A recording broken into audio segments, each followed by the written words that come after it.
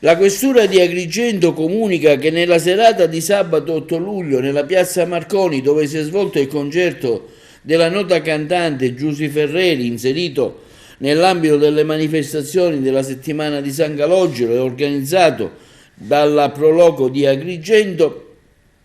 la Commissione Provinciale di Vigilanza di Pubblico Spettacolo di Agrigento ha espresso parere favorevole allo svolgimento della stessa, a condizione che venissero però osservate scrupolosamente le prescrizioni indicate nel verbale redatto l'8 luglio. Il questore della provincia di Agrigento, pertanto, visto il parere favorevole della predetta commissione, ha rilasciato all'organizzatore dell'evento la licenza di pubblica sicurezza ai sensi dell'articolo 68 del testo unico lavori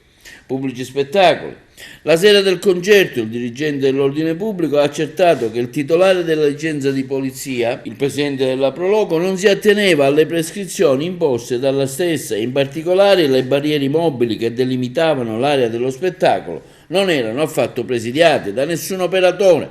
mentre la scalinata che collega piazza Marconi con la via Empedocle, che doveva essere interdetta al pubblico, era gremita di persone che assistevano tranquillamente allo spettacolo. Alla luce di quanto sopra, l'organizzatore dell'evento veniva deferito in stato di libertà all'autorità giudiziaria ai fini del reato 681 codice penale, che pur essendo autorizzato a effettuare un pubblico spettacolo non osservava le prescrizioni dell'autorità a tutela dell'incolumità pubblica.